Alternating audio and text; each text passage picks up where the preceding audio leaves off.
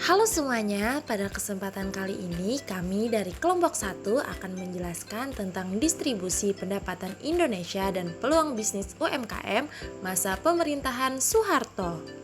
Adapun anggota kelompok kami yang pertama Laila Khairina, Malika Nur Azizah, Milawati, Anissa Rahmah, Puput Legita, Anissa Rahmatina, Nikmatul Ulfa, Ainunisa Putri Pratiwi, Natania Jen, dan Jihan Kamila.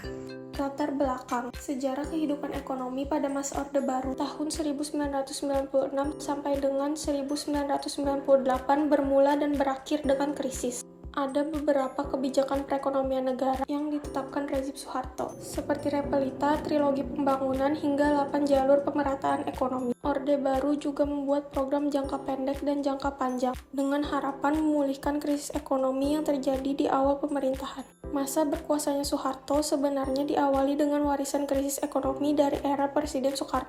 Sejarah kehidupan ekonomi Indonesia masa Orde Baru. Sejak Soeharto berhasil mengendalikan kekuasaan tertinggi dan rezim Orde Baru mulai terbentuk, misi utamanya adalah memulihkan ekonomi dan membangun negara lewat program jangka pendek serta jangka panjang. Program jangka pendek yang dimaksud yaitu stabilisasi dan rehabilitasi ekonomi. Stabilisasi ekonomi dilakukan dengan menekan inflasi yang pada 1966 mencapai 650%. Rehabilitasi ekonomi dilakukan dengan merehabilitasi sarana-prasarana dan alat produksi yang rusak secara fisik. Program jangka panjang dilaksanakan sejak 1969. Program tersebut dinamai Rencana Pembangunan 5 Tahun atau Repelita yang berjalan sepanjang 5 periode. Repelita 1 tahun 1969 sampai 1973 berfokus pada rehabilitasi prasarana penting sekaligus pengembangan iklim usaha dan investasi. Repelita 2 tahun 1974 sampai 1979 dan Repelita 3 tahun 1979 sampai 1984 berfokus pada pencapaian pertumbuhan ekonomi, stabilitas nasional dan pemerataan pembangunan dengan penekanan pada sektor pertanian dan industri yang mengolah bahan mentah menjadi bahan baku. Repelita 4 tahun 1984 sampai 1989 dan Repelita 5 tahun 1989 sampai 1994 mempertahankan capaian sebelumnya dan mulai bergerak pada sektor industri. Terkhusus yang menghasilkan barang ekspor, industri yang menyerap tenaga kerja, industri pengolahan hasil pertanian, dan industri yang dapat menghasilkan mesin-mesin industri. Kebijakan ekonomi pemerintahan Orde Baru. Pemerintahan Orde Baru memiliki kebijakan ekonomi yang tertulis dalam Trilogi Pembangunan dan 8 jalur pemerataan ekonomi. Trilogi Pembangunan, yang pertama stabilitas nasional yang dinamis, yang kedua pertumbuhan ekonomi tinggi, yang ketiga pemerataan pembangunan dan hasil-hasilnya. 8 jalur pemerataan ekonomi: pemerataan pemenuhan kebutuhan pokok, pangan, sandang, dan pakan. Yang ketiga, pemerataan kesempatan memperoleh pendidikan dan pelayanan kesehatan. Yang ketiga, pemerataan pembagian pendapatan. Yang keempat, pemerataan kesempatan kerja. Yang kelima, pemerataan kesempatan berusaha. Yang ketujuh, pemerataan kesempatan berpartisipasi dalam pembangunan khususnya bagi generasi muda dan wanita. Yang kedelapan, pemerataan penyebaran pembangunan. Dan yang kesembilan, pemerataan kesempatan memperoleh keadilan. Dampak positif kebijakan ekonomi Orde Baru. Yang pertama, pertumbuhan ekonomi yang tinggi karena setiap program pembangunan pemerintah terencana dengan baik dan hasilnya pun dapat terlihat secara konkret. Yang kedua, Indonesia mengubah status dari negara pengimpor beras terbesar menjadi bangsa yang memenuhi kebutuhan beras sendiri, swasembada beras. Yang ketiga, penurunan angka kemiskinan yang diikuti dengan perbaikan kesejahteraan rakyat. Yang terakhir, penurunan angka kematian bayi dan angka partisipasi pendidikan dasar yang semakin meningkat. Dampak negatif kebijakan ekonomi Orde Baru. Yang pertama adalah kerusakan serta pencemaran lingkungan hidup dan sumber daya alam. Yang kedua adalah perbedaan ekonomi antar daerah, antar golongan pekerjaan, antar kelompok dalam masyarakat terasa semakin tajam. Yang ketiga adalah terciptalah kelompok yang terpinggirkan atau marginalisasi sosial. Yang keempat adalah menimbulkan konglomerasi dan bisnis yang erat dengan KKN, yaitu korupsi, kolusi, dan nepotisme. distribusi pendapatan Indonesia dan peluang bisnis UMKM, dan rasio Gini di era pemerintahan Soeharto.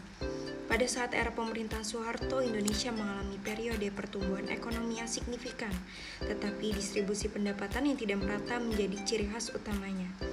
Sebagian besar pendapatan terkonsentrasi pada segelintir orang atau kelompok, sementara sebagian besar penduduk hidup dalam kemiskinan atau di bawah garis kemiskinan.